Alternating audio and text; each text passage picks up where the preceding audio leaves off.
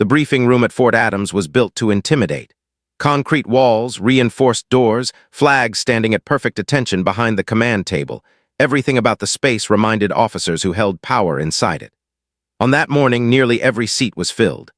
Majors, captains, analysts, and senior NCOs waited as the colonel strode in, confident and loud, already in command of the room before he spoke a word. Then came the laughter. It started when his eyes landed on the woman seated near the back. She didn't look out of place exactly, but she didn't look important either. Her uniform was clean, unadorned. No ribbons drawing attention, no chest full of medals announcing her history. She sat straight, hands resting calmly on a closed folder, eyes forward. "Well now," the colonel said, grinning as he leaned against the table, "I see they've sent us a note-taker today." A few officers chuckled, glancing back at her. She didn't respond. The colonel continued, warming to the moment. "Ma'am, you might want to move closer. This briefing could be a little advanced." More laughter followed, louder this time. Someone coughed. Someone else shifted uncomfortably. She finally looked up, not startled, not embarrassed, just attentive. "Yes, sir," she said quietly. Her voice didn't shake. That detail went unnoticed. The colonel launched into the operational briefing, packing as he spoke. He interrupted himself twice to make small, dismissive comments in her direction, asking if she was keeping up or reminding her to write that down. Each time, the room reacted with polite amusement. Each time, she remained silent. What they didn't see was how carefully she listened. She wasn't just hearing words. She was mapping command dynamics, nodding who deferred to whom, tracking who spoke with confidence and who echoed opinions without thought. She noticed the gaps, critical ones, in the colonel's assumptions. She noticed which officers avoided eye contact when certain decisions were announced. The colonel thrived on attention. Years of command had taught him that dominance was performed as much as exercised. He noticed her silence and mistook it for submission. "So," he said suddenly, pointing at her with a pen, "any questions from our observer?" The word observer landed like a downgrade. A pause followed. All eyes turned to her. She stood, not hurried, not reluctant. When she spoke, she chose her words carefully. "Only one, sir. Has the updated satellite intelligence from the last 12 hours been integrated into this deployment window?" The room stilled. That wasn't the kind of question junior staff usually asked. The colonel frowned. "Intelligence is covered," he replied sharply. "You don't need to worry about that." She nodded once, understood, and sat back down. The moment passed, but something had shifted. A major scribbled a note he hadn't planned to write. A warrant officer glanced at the colonel, then back at her, unease flickering across his face. The colonel, irritated, pushed on. He approved timelines. He dismissed concerns. He spoke as if momentum itself were proof of correctness. And each time he glanced at her, it was with growing irritation, as though her quiet presence challenged him more than open disagreement ever could. What no one knew, not yet, was that her silence wasn't restraint born of fear. It was discipline. She had been trained to observe first, to let authority reveal itself, to allow errors to surface before correcting them. Intervention too early disrupted patterns. Intervention too late cost lives. As the meeting ended, chairs scraped back and officers stood. The colonel gave her one last look and smirked. "Good luck with the notes," he said. She met his eyes calmly. "Thank you, sir." As she left the room, her access badge brushed the secure door panel. It opened instantly, no pause, no verification delay. Behind her, no one noticed. Not yet, outside the briefing room, the corridor buzzed with low conversation. Officers clustered in small groups, dissecting the meeting, debating timelines, and quietly questioning decisions they would never challenge out loud. The colonel moved through them like a victorious general, accepting nods and half-smiles, his confidence untouched. The woman walked alone. Her steps were measured, unhurried. She didn't check her phone. She didn't look around as if lost.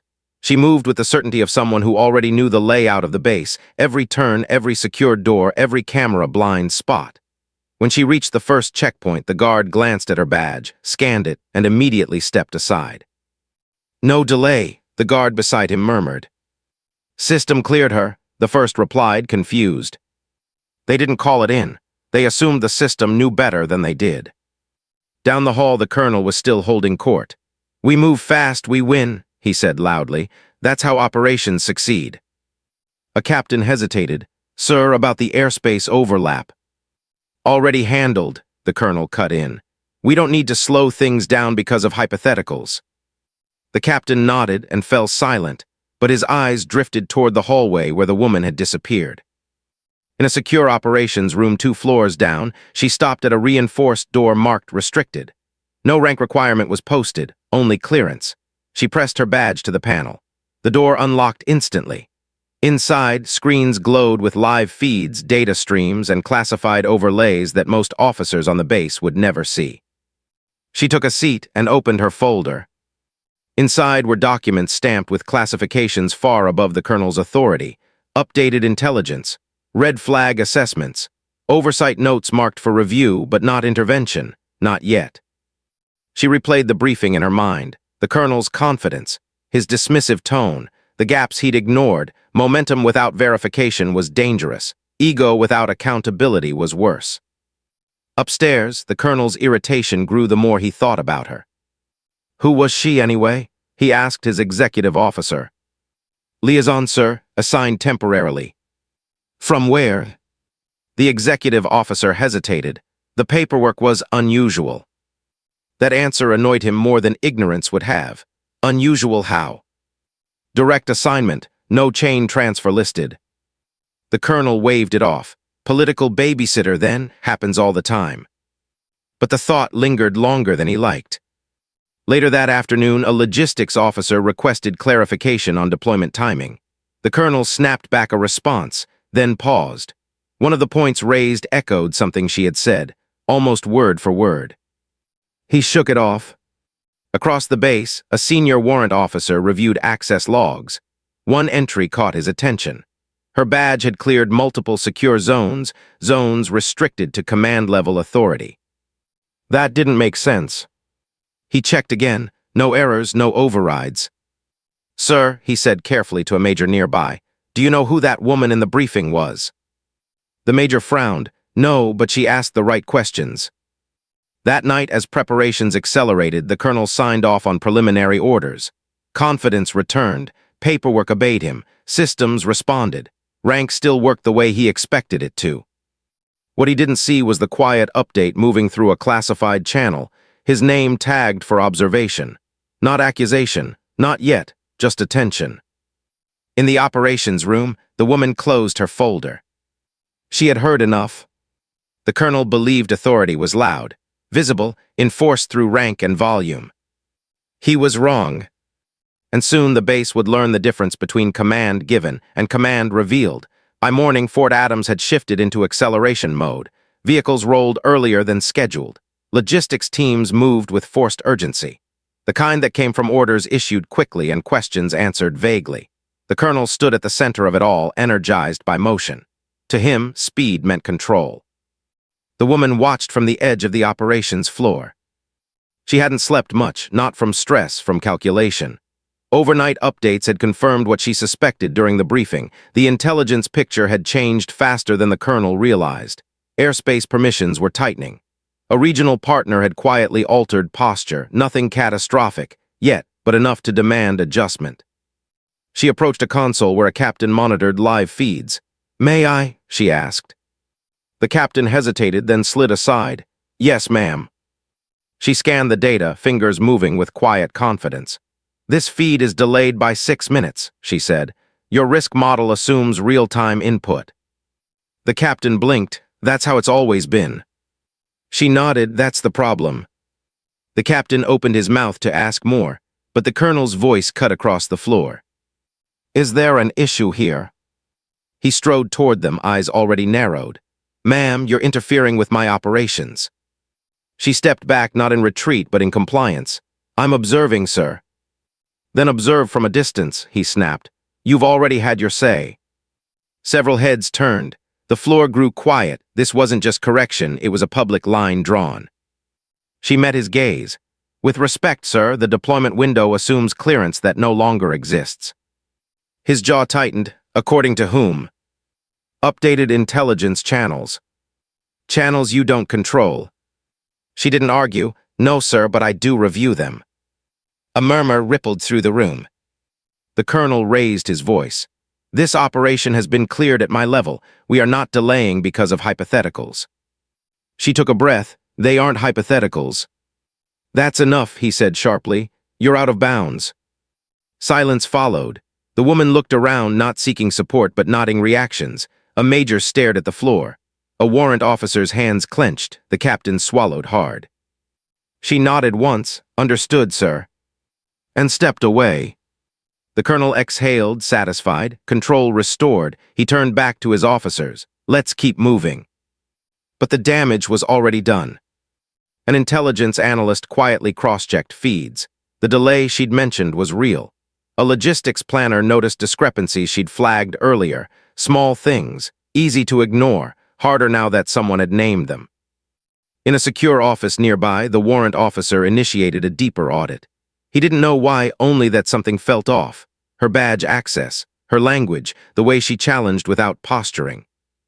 Rank he'd learned over decades didn't always announce itself.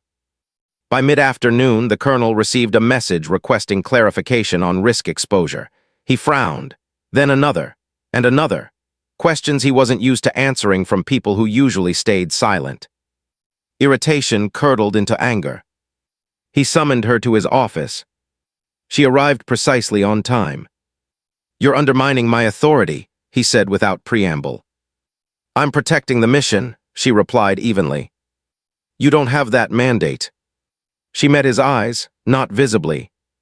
That word, visibly, hung between them. He leaned forward. Let me be clear, on this base I decide what moves and what stops. She studied him for a moment, not with defiance, with assessment. Then I hope you're right, she said. He scoffed, you're dismissed. She stood, yes, sir. As she left, the colonel felt a flicker of doubt, quickly crushed. He had rank, he had command, he had history on his side. What he didn't know was that the final safeguard had just been triggered, not by confrontation, but by documentation. In a classified channel far beyond Fort Adams, a status indicator shifted from observe to prepare to intervene. And once that switch flipped, there was no going back. The deployment order was ready for final approval. Soldiers checked equipment, vehicles lined up on the tarmac, and analysts tracked every indicator on glowing screens. The colonel strode through the operations floor, hands behind his back, pride swelling with every nod and salute. To him, everything was under control. Every process, every officer, every calculation bowed to his command. Then she stepped forward. Her presence was calm, measured, but magnetic in a way that drew eyes.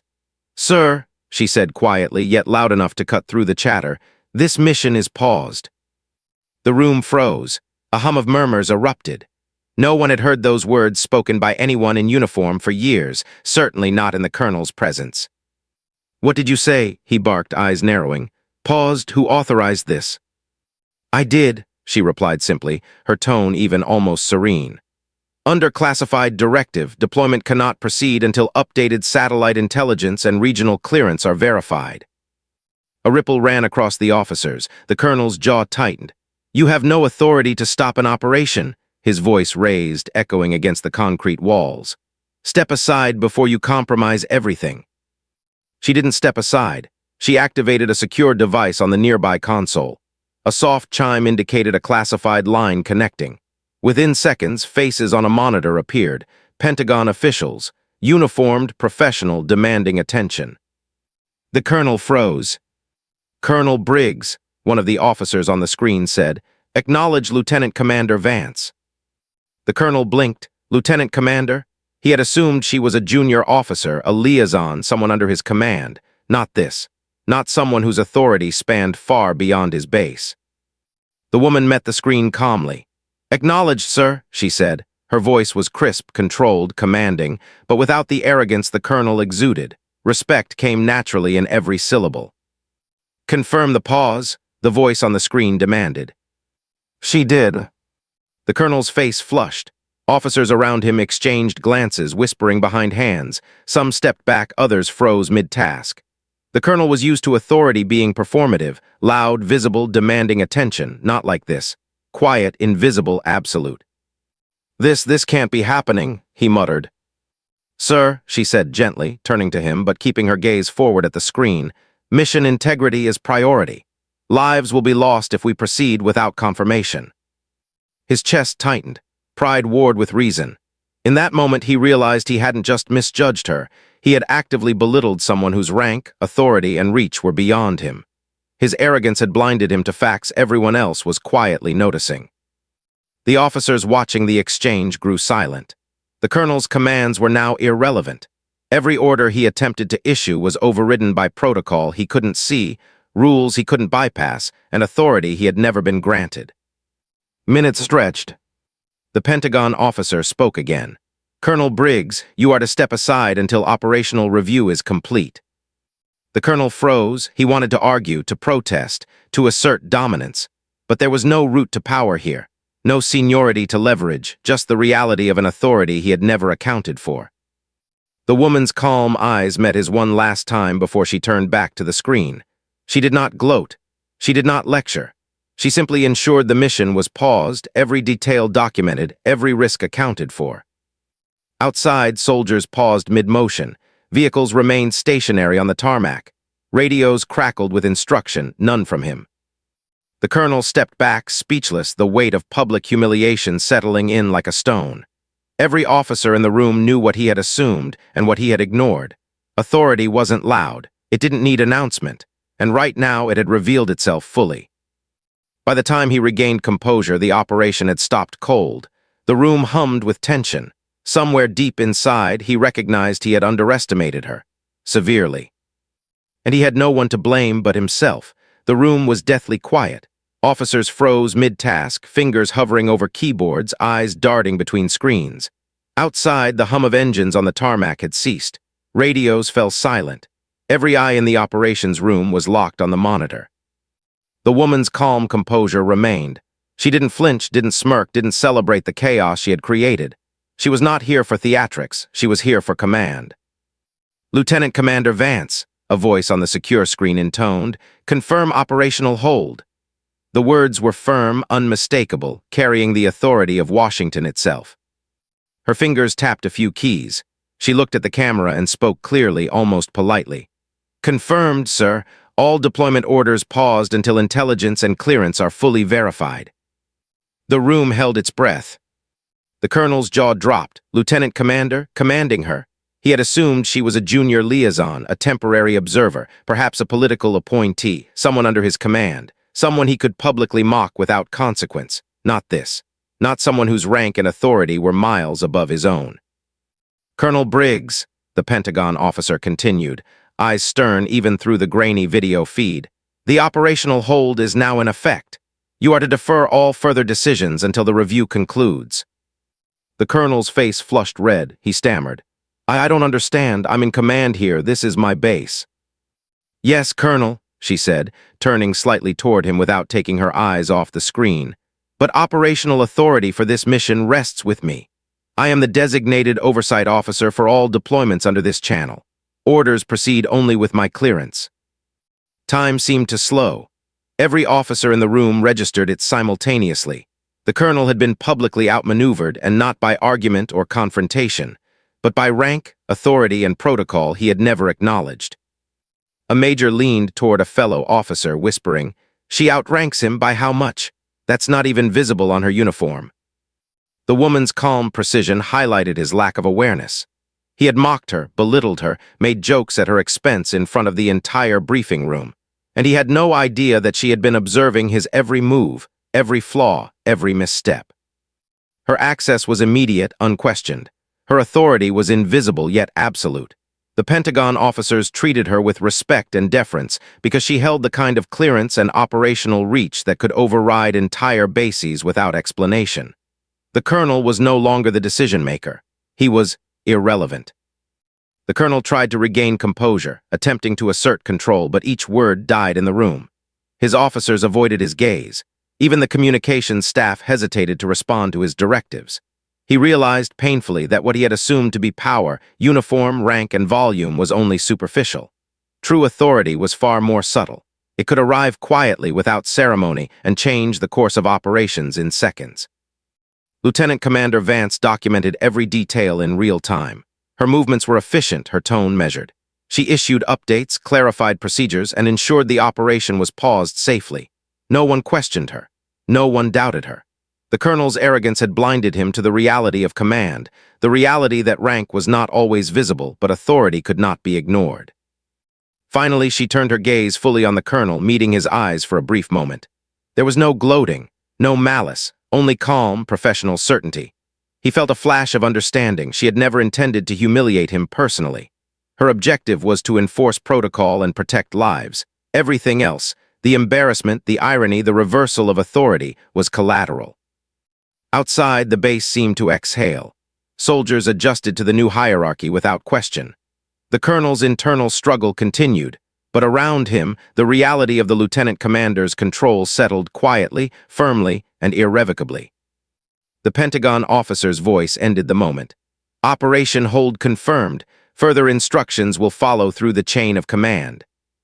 The colonel slumped slightly, shoulders tight. He had been blind. He had been wrong. And he had been outclassed by silence, discipline, and authority that no one on the base had truly seen until that exact moment. For the first time, he understood. Rank was visible, authority was not. And he had just witnessed the full measure of hers. The operations room hummed with controlled activity, but the energy had shifted. Where the colonel had once commanded with loud gestures and booming voice, silence now dictated attention. Officers moved efficiently, following protocols issued by Lieutenant Commander Vance, her instructions crisp, precise, and final. No one questioned them. No one whispered.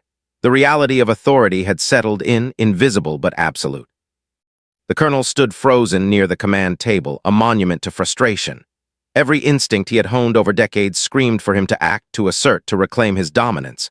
But every step he took reminded him of a fundamental truth. Here he had no command.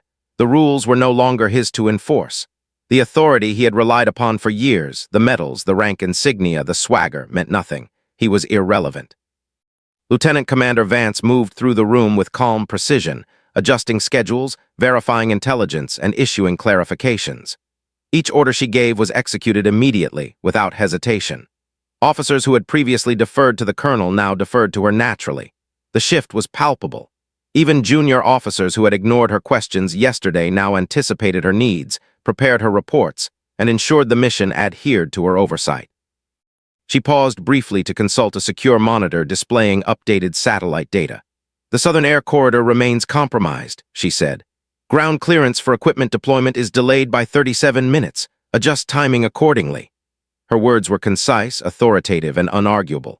The colonel swallowed, recognizing that this level of command was beyond him, not because he lacked skill, but because he lacked visibility into the hierarchy that mattered. The room continued its work. Soldiers, analysts, and officers moved with an almost invisible synchronization, their actions orchestrated by her quiet authority. The colonel attempted to offer suggestions, interject corrections, even assert procedural norms, but each time, Lieutenant Commander Vance acknowledged the point with a nod and a calm clarification. "Already accounted for," or integrated into risk assessment. His voice grew frustrated, almost pleading, yet no one turned to him for confirmation anymore. At one point, a senior warrant officer approached her quietly. "Ma'am," he said, "the colonel, he's still asserting his orders in some areas." She glanced at the colonel. Her eyes were steady, unyielding. "Correct him only where it affects mission integrity. Allow protocol to guide everything else. Personal authority is irrelevant." The colonel felt a wave of humiliation. He had mocked her, belittled her, and dismissed her insight, and now she was correcting not just him, but the operation itself in a way that ensured no lives or equipment would be endangered. Her rank wasn't visible on her uniform. Her medals didn't advertise her authority, yet she commanded with precision and absolute legitimacy. Every officer in the room recognized it, even the colonel, despite himself. She continued her oversight, delegating with calm clarity, ensuring no detail was overlooked. Every misstep the colonel had allowed earlier was now addressed. Errors were corrected before they became problems. Equipment schedules were adjusted, airspace calculations verified, and communications aligned with every moving part of the operation. By late afternoon, the colonel had stopped trying to assert dominance. He watched silently as the base moved seamlessly under her supervision. Pride warred with shame in his chest. He had assumed authority was about volume, rank, and history. She had demonstrated that true command was about knowledge, discipline, and responsibility, qualities he had underestimated. When the final adjustment was made, she stepped back, eyes scanning the room. Every officer was in position, the operation paused safely, and mission integrity preserved. She had accomplished what the colonel could not without raising her voice, without showing arrogance. Authority, she had proven, did not need to be loud. It simply needed to be real. The colonel, slumped in his chair, finally understood. His power had been superficial. Her authority, invisible but absolute, had saved the day and humiliated him in the process. And the base had quietly, irrevocably shifted. From that moment on, no one questioned her directives, and no one forgot the lesson. Rank can be seen, but authority is revealed only through action. The following morning, Fort Adams felt different. The base moved with the same mechanical precision, but the air was charged with quiet reflection. Officers who had once followed the colonel's every loud command now walked with awareness, cautious respect, and a hint of humility.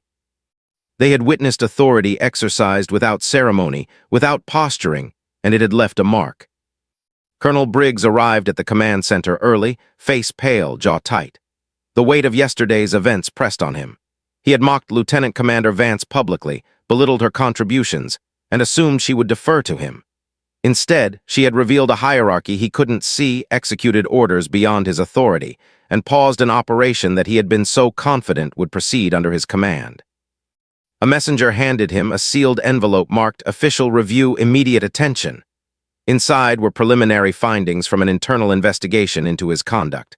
The language was formal but clear, questioning judgment, misuse of public forum for mockery, and failure to follow proper chain of command. The colonel felt each word like a blow. Officers filed past, some avoiding his gaze entirely. The room that had once hung on his every word now moved efficiently, quietly obeying protocols set by Lieutenant Commander Vance. She had not issued new orders to shame him. She had simply enforced proper procedure, corrected oversights, and safeguarded lives and mission integrity. The contrast was undeniable. The lieutenant commander appeared at the operations console, calm and precise. She addressed the gathered officers with authority that needed no embellishment. Review completed. Mission integrity is secure. Deployment is paused pending final intelligence integration. Any questions should follow protocol through proper channels. Her words carried clarity, finality, and responsibility. Everything the colonel had assumed his presence alone provided. Officers nodded, took notes, and moved efficiently. There was no whispering, no second-guessing. They had internalized the lesson of the past day: authority is not performed, it is executed. The colonel watched from the side, silent, humbled. He realized that his career had been defined by visible rank, medals, and command presence, but he had neglected the deeper truth. Competence, discipline, and understanding of responsibility defined real power. Lieutenant Commander Vance had exercised authority without ego. She had corrected him without humiliation. She had preserved the operation without fanfare. A young lieutenant approached the colonel quietly, almost tentatively. "Sir," he said, "I think we all learned something yesterday." The colonel nodded slowly. "Yes," he admitted, "I did." His voice was low but sincere. "Authority isn't about making people fear you. It's about ensuring things work no matter who notices." Lieutenant Commander Vance, noticing the small exchange, gave a brief nod of acknowledgement before returning to her oversight duties. She did not gloat. She did not lecture. Her satisfaction was subtle, measured. Mission integrity had been preserved and lessons had been delivered, not through drama but through action. As officers continued their work, the colonel retreated to a quiet corner of the operations floor. He reviewed yesterday's footage, listening to his own voice mocking her, and finally understood the consequences of arrogance. Every laugh he had earned was now overshadowed by the authority she had wielded without fanfare. Every comment he had made at her expense now read like a mistake born of ignorance. Around the base, officers whispered quietly, not in mockery but in reflection. "She's something else," one said. "Calm, precise, absolute," another nodded, "and she didn't need to yell or point fingers to prove it." The lesson resonated. Power is not always visible. Authority is revealed through action. The colonel had learned it the hard way. The base would never forget. Lieutenant Commander Vance stepped away from the console, checking her watch. Her calm, composed demeanor reminded everyone that she had never sought attention, only results. The colonel observed quietly, realizing that respect, unlike rank, cannot be demanded, it must be earned. And in that quiet realization, he acknowledged the truth he had resisted for too long. Arrogance had its price. Competence, integrity, and discipline commanded authority far more enduring than rank alone. Dawn broke over Fort Adams with a pale, misty light that made the concrete buildings glimmer faintly. The base was alive with its usual routines, soldiers moving to morning drills, vehicles humming along supply routes, radios flickering with updates. Yet beneath the surface, everything had shifted. Officers carried themselves differently. There was a quiet vigilance in their steps, a new awareness of the invisible hierarchies that truly mattered. Lieutenant Commander Vance walked steadily toward the exit. She had completed her oversight, ensured the operational pause had been executed flawlessly, and verified that intelligence updates were fully integrated. There was nothing left to do here. No fanfare, no headlines, no grand farewell. Authority, she knew, didn't need ceremony. As she moved through the main corridor, soldiers noticed. Some paused mid-task, glancing up instinctively. Some stopped completely, standing at attention before she passed. Salutes snapped into place, crisp and unquestioned. Officers in the halls instinctively straightened, aligning themselves with the professionalism she demanded through her actions, not her words. Colonel Briggs watched from the far side of the operations room. His chest was tight, a mixture of pride and shame pressing down on him.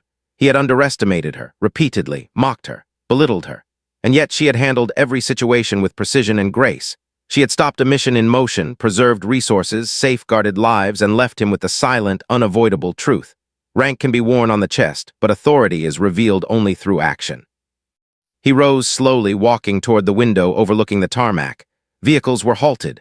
Soldiers stood at attention. Radios crackled with silence, every operator knowing they were under her direction.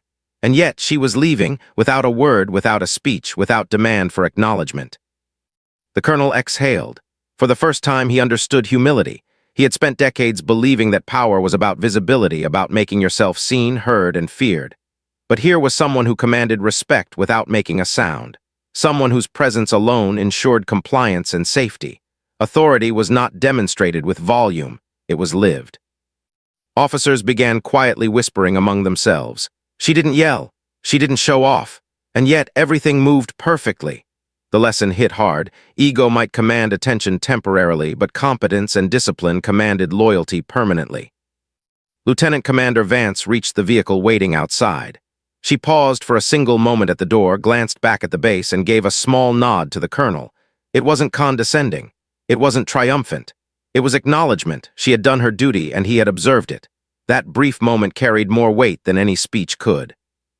Soldiers saluted her as she walked past, and some even called out softly, "Ma'am, thank you." She did not respond verbally, only returned the nod, keeping her composure intact. This was her way: authority through action, respect without demand, leadership without ego. The colonel finally raised his hand, returning the salute, slow and deliberate.